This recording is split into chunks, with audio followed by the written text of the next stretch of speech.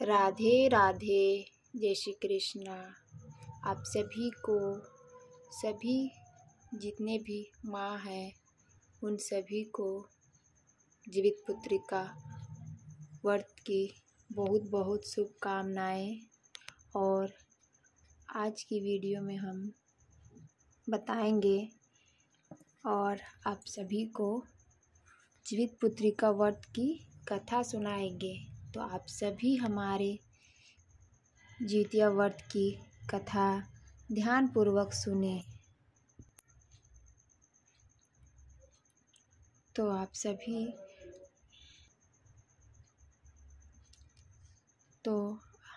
हम कथा शुरू कर रहे हैं। तो कथा शुरू करने के पहले आप हाथ में फूल और अक्षत लेकर ही आप कथा सुने। तो हम हाथ में फूल और अक्षत ले लिया है हमने, और हाथ में रख के दोनों हाथ जोड़कर आप कथा सुने। तो चलिए हम कथा शुरू करते हैं।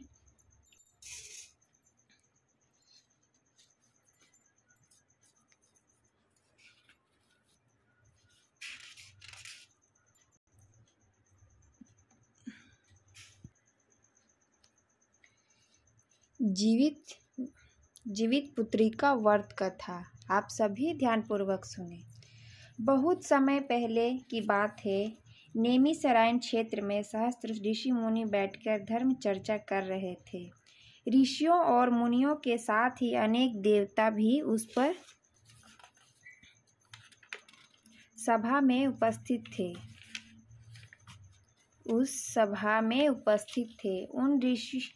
उन ऋषि मुनियों के मध्य सूत जी महाराज उसी प्रकार सुशोभित हो रहे थे जिस प्रकार तारांगणों के मध्य चंद्रमा सुशोभित होता है। इस धर्म के बीच महर्षियों ने संसार के कल्याण हेतु हाथ जोड़कर सूत जी से कहा, महाराज, कलयुग में व्यक्तियों की आयु और श्रद्धा दोनों ही काफी कम हो जाएंगी। लोग कल्पायु होंगे। महिलाओं की संतानों बचपन में ही मरने लग जाएगी और माता पिता के जीवित रहते ही उनके पुत्र मर करेंगे। एक ऋषि ने हाथ जोड़कर आगे कहा, महाराज, इस भीषण विपत्ति से बचने का कोई उपाय होगा? सूत जी बोले, आपने बहुत ही उत्तम प्रश्न पूछा है।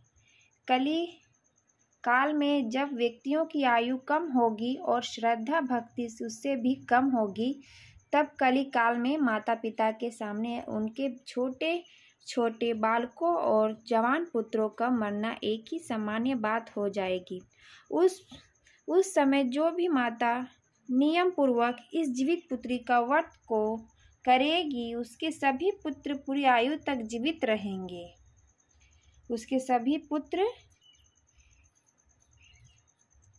तक जीवित रहेंगे। माता पिता के रहते हुए किसी भी पुत्र की मृत्यु नहीं होगी। संसार की भलाई के लिए मैं इस संपूर्ण वृत्तांत को कहता हूँ। सूत जी ने कहा, जब द्वापर युग का अंत होकर कलयुग प्रारंभ हो रहा था, उस काल में अपने अपने पुत्रों को मृत्यु से दुखी बहुत सी शोकाकुल स्त्रियों ने आपस में सलाह की और वे सभी मिलकर महर्षि गौतम के पास गई। उन सभी स्त्रियों ने महर्षि गौतम की वंदना की और कहा, हे प्रभु, अब कलयुग आ रहा है। कलयुग में लोगों के पुत्र किस तरह पूर्ण आयु तक जीवित रहेंगे और अपने माता पिता के जीवित रहते मृत्यु को प्राप्त नहीं होंगे। इसके लिए कोई उपाय बतलाइए।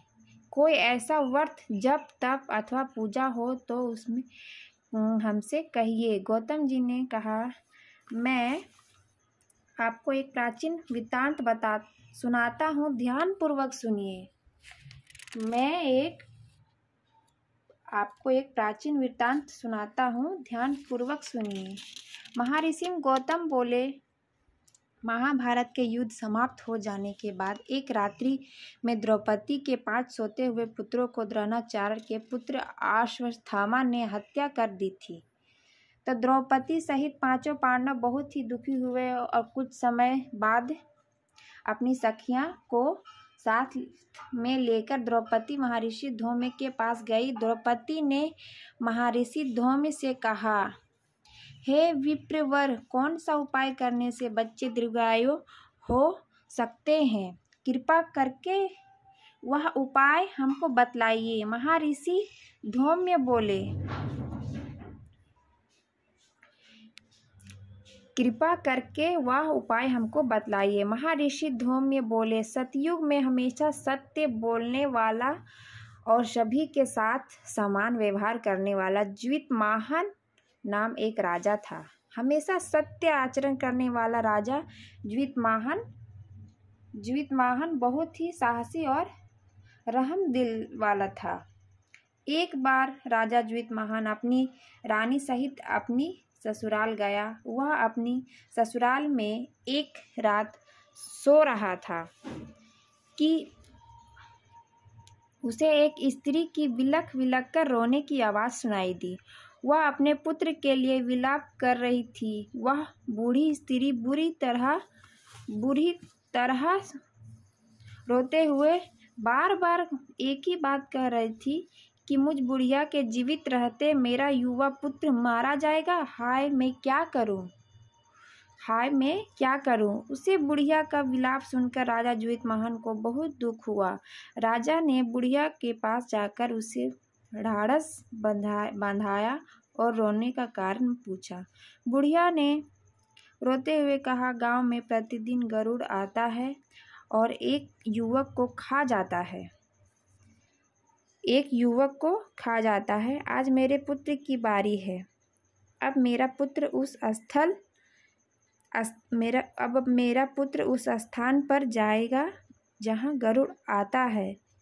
गरुड़ मेरे पुत्र को खा जाएगा। मेरे जीते जी मेरा बेटा मर जाएगा। यह कहकर बुढ़िया जोर जोर से रोने लगी। राजा ज्योतिर्माहन ने कहा, माता पिता तुम रो मत। आज मैं तुम्हारे पुत्र के स्थान पर वहां चला जाता हूँ। इस प्रकार गरुड़ मुझे खा जाएगा और तुम्हारा पुत्र बच जाएगा। इतना कहकर राजा उस स्थान पर जाकर लेट गया जहां गरुड़ प्रत्येक रात्रि को आता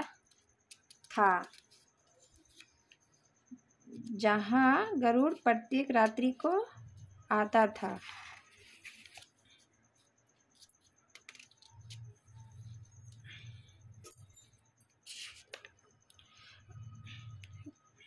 गरुड़ आया और चोंच से नोच कर राजा का मांस खाने लगा। जब गरुड़ राजा संपूर्ण बायां अंग खा चुका तब राजा ने करवट बदलकर अपना दाहिना अंग गरुड़ के सम्मुख कर दिया। गरुड़ को बड़ा आश्चर्य हुआ। गरुड़ के मांस खाते समय राजा ज्योतिर्माहन ने सोचा, ना तो रोया चिल्लाया था और ना ही उसके बचने की कोई चेष्टा थी। आधा शरीर खाया जाने के बाद भी वह राजा अभी तक जिंदा था। गरुड़ जी को बड़ा आश्चर्य हुआ। गरुड़ जी सोचने लगे कि यह आदमी कोई साधारण मनुष्य नहीं या तो देवता है या फिर कोई महान ऋषि होना चाहिए। गरुड़ जी ने राजा से कहा, तुम मनुष्य तो नहीं जान पड़ते हो, क्या कोई देवता हो? तुम कौन हो? अपना नाम, कुल और निवास स्थान आदि बतलाओ। पीड़ा से व्याकुल राजा ज्योतिर्माहन ने कहा, पक्षीराज, आपके यह प्रश्न है। आप अपनी इच्छा अनुसार मेरा मांस खाइए और अपनी भूख मिटाइए। यह सुनकर गरुड़ जी को और भी अधिक आश्चर्य हुआ। गरुड़ जी ने अपने चमत्कार से राजा के शरीर को पूरा कर दिया। अब राजा ज्योतिर्मोहन पहले से भी अधिक स्वस्थ और सुंदर युवक बन गया था। अब गरुड़ जी ने आदरपूर्वक राजा से उसका परिचय का एक बार फिर पूछा। राजा ज्योतिर्मोहन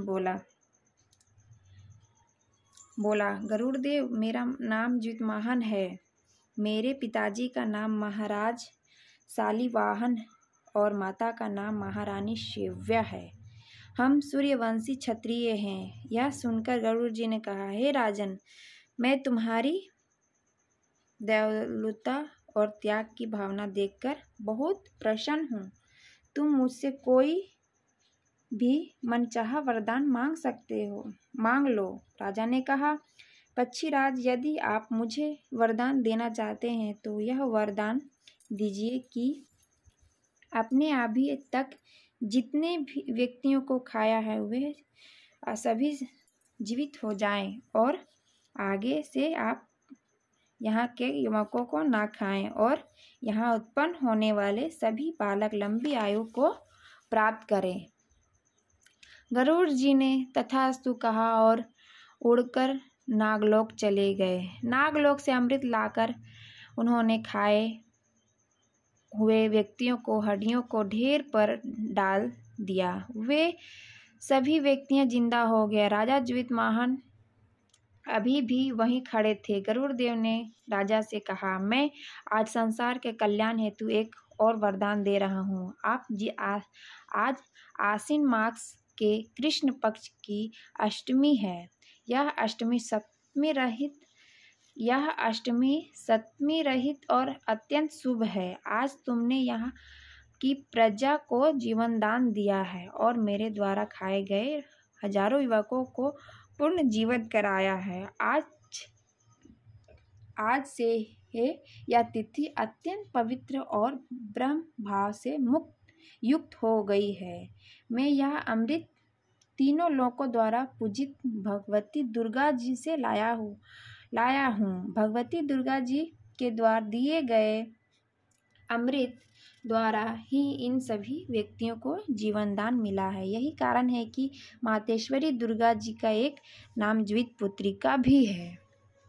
मातेश्वरी दुर्गा जी का एक नाम ज्योतिपुत्रिका भी है। गरुड़ जी ने आगे कहा, राजन, आज के बाद इस तिथि को जो स्त्रियां ज्योतिपुत्रिका माता के रूप में दुर्गा जी की तथा कुसा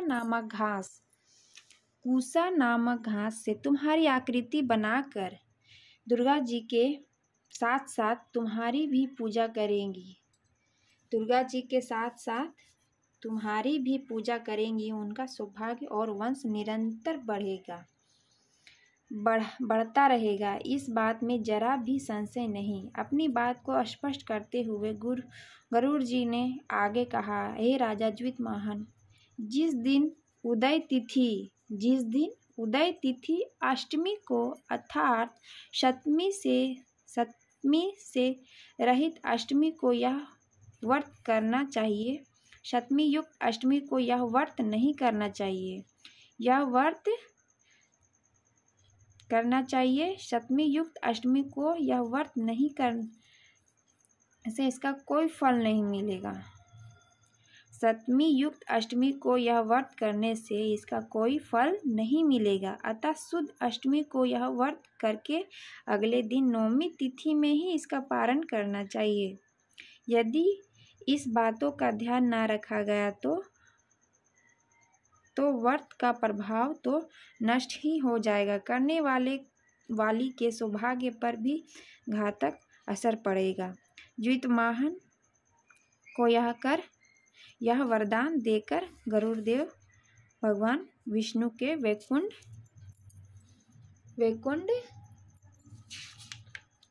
चले गए। राजा ज्योतिर्मोहन पहले तो अपनी ससुराल आए और वहां से विदा लेकर अपनी पत्नी सहित अपने नगर में आ गए। महर्षि धौम्य ने द्रौपदी को यह संपूर्ण वृत्तांत सुनाने के पश्चात कहा, हे देवी, मैंने यह अतिशय दुर्लभ वृत्तांत तुमको सुनाया है। तुम भी मेरे द्वारा वर्णित विधि विधान से पूरी भक्ति भावना के साथ यह व्रत करो। इस व्रत में तुम दुर्गा जी तथा कुसा घास से बनाई गई राजा ज्योतिर्मोहन की पूजा करो और नौमी को ही व्रत खोलो। तुम्हारी सभी मनोकामनाएं अवश्य पूर्ण होगी। मुनिराज धौम्य से कहा। पूरी कथा सुनने के बाद द्रौपदी अपने नगर में आ गई। उसने महल और नगर की बहुत सी औरतों को बुलाकर उनके साथ शुद्ध अष्टमी को यह पूजन और व्रत किया। वे सभी लगातार यह व्रत करने लगी। एक दिन एक चील ने उन औरतों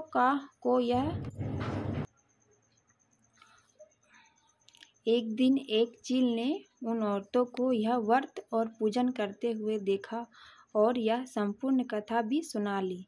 चील का घोंसला जिस पीपल के वृक्ष पर था, उसके नीचे मांद बनाकर एक सियारिन रहती थी। चील ने यह संपूर्ण बात अपनी सहेली सियारिन को सुनाई। अब तो चील पीपल के पेड़ पर बने घोंसले और सियारिन नीचे मांद में बैठकर व्रत करने लगी।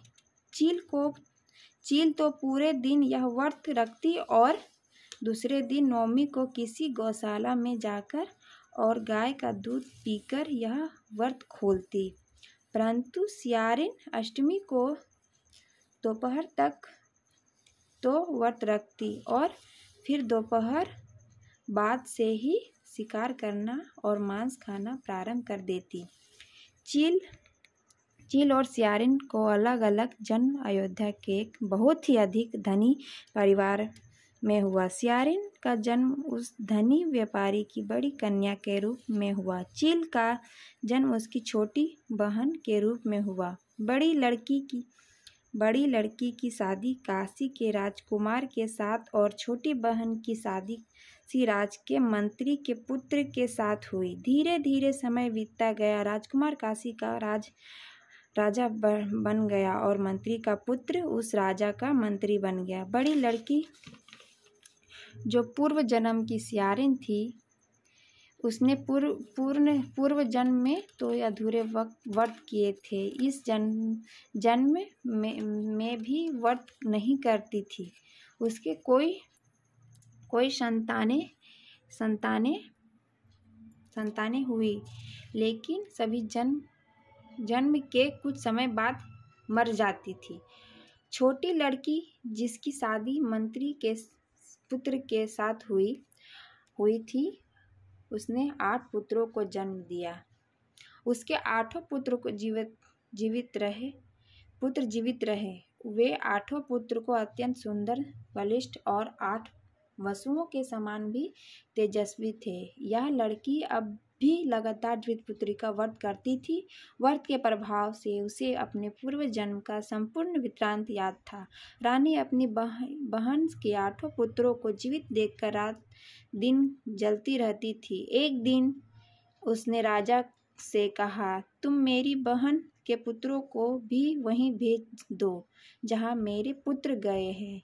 रानी इस बात पर अड़ गई कि राजा उसकी बहन के 8 बेटों को मरवा दे। राजा ने पहले तो रानी को बहुत समझाया कि ऐसा करना अच्छी बात नहीं है, इससे तो उसे और रानी को बहुत पाप लगेगा। परंतु रानी अपनी जीत पर अड़ी रही।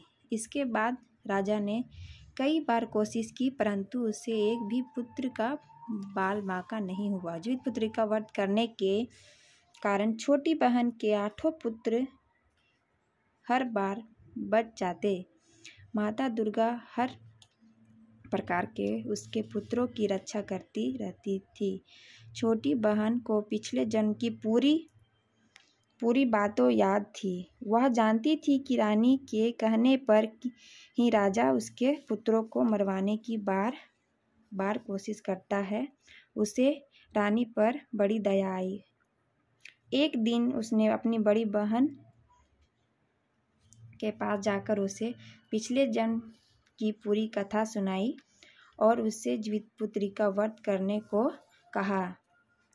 रानी अपनी बहन की बात मानकर व्रत करने लगी। इस व्रत के प्रभाव से उसे रानी की कई पुत्र उत्पन्न हुए और सभी जीवित रहे। उन सभी पुत्रों ने दीर्घायु प्राप्त की और सभी बड़े बड़े राजा हुए।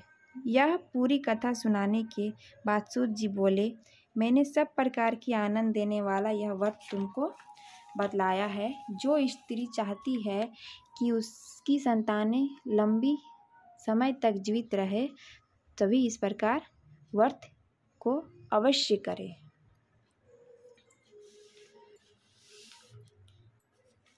जीवित पुत्री का व्रत की दूसरी कथा। जीवित पुत्री का व्रत की दूसरी कथा। अत्यंत प्राचीन काल में द्वापर युग में जब कृष्ण भगवान द्वारिका में निवास करते थे, उनके समय में ही एक ब्राह्मण भी द्वारिकापुरी में निवास करता था। उनके 7 पुत्र थे। उनके 7 पुत्र उत्पन्न होकर कल्प आयु में स्वर्गवासी हो गए। अपने पुत्रों की आसमय मृत्यु से स्वयं को संतानहीन देखकर ब्राह्मण बड़ा दुखी और संतप्त बना रहता था। अपनी इस दशा को सोच कर एक दिन वह बड़ा दुखी हुआ और भगवान कृष्ण के पास गया। उसने भगवान से कहा, हे प्रभु, आपके राज्य में निवास करते हैं। मुझे 7 पुत्र प्राप्त हुए हैं, किंतु 7 में से एक भी जीवित नहीं रहा। कृपया मेरे इस दुख का कारण बताकर निवारण कीजिए। यदि आपकी इच्छा है कि आपके राज्य में कोई दुखी न रहे, कृपा करें और दुख दूर कीजिए।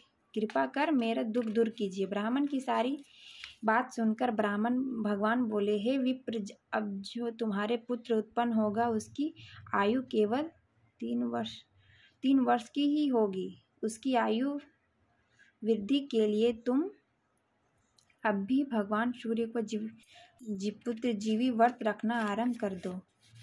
इससे तुम्हारे पुत्र की आयु बढ़ेगी। ब्राह्मण ने कृष्ण भगवान के कथा अनुसार ही किया। एक समय वह ब्राह्मण खड़ा होकर सब परिवार इस दोहे पर पाठ कर रहा था। सूर्यदेव विनती सुनो, पाऊँ दुख अपार। सूर्यदेव विनती सुनो, पाऊँ दुख अपार। आयु वृद्धि 2 पुत्र की, विनती है यह बारंबार।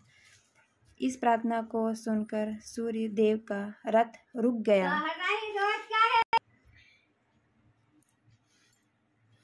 भगवान सूर्य ने एक माला अपने गले से उतारकर ब्राह्मण के पुत्र के गले में डाल दी। इतना करके वे आगे बढ़ गए। उसी समय आयु पूरी हो जाने के कारण यमराज ब्राह्मण पुत्र के प्राण लेने आ गए। यमराज को देखकर ब्राह्मण तथा ब्राह्मणी दुखी होकर कहने लगे, कृष्ण भगवान होकर भी झूठ बोले। ब्राह्मण तथा ब्राह्मणों के ऐसा कहने पर भगवान कृष्ण अपने सुदर्शन चक्र सहित वहां प्रकट हो गए और ब्राह्मण से बोले, सूर्य की दी हुई इस माला को तुम यमराज के ऊपर डाल दो। भगवान के कहने पर ब्राह्मण उस माला को उठाकर यमराज पर डालने लगा तो यमराज डर के भाग खड़े हुए और केवल उनकी छाया ही वहां खड़ी रही गई। वह माला यमराज की छाया पर गिरी। माला के प्रभाव से यमराज की छाया शनि के रूप में परिवर्तित होकर भगवान के सामने अनुन्य विनय करने लगी। इस पर भगवान ने उस छाया से कहा, तुम पीपल के वृक्ष पर जाकर निवास करो। इस प्रकार कृष्ण की कृपा से ब्राह्मण के पुत्र को दीर्घायु प्राप्त हुई। हे भगवान, जिस प्रकार अपने ब्राह्मण पुत्र को दीर्घायु प्रदान की है, वैसे ही सबको प्रदान करना। हे भगवान, जिस प्रकार आपने ब्राह्मण पुत्र को दीर्घायु प्रदान किए हैं, वैसे ही सबको प्रदान करना। तो हमारी हरितालिका तीज व्रत कथा अब समाप्त हो गई है। तो आप जो चावल और अक्षत जो लिए थे आप अपने हाथ में, वो भगवान जी को समर्पित करें। तो राधे राधे, जय श्री कृष्णा।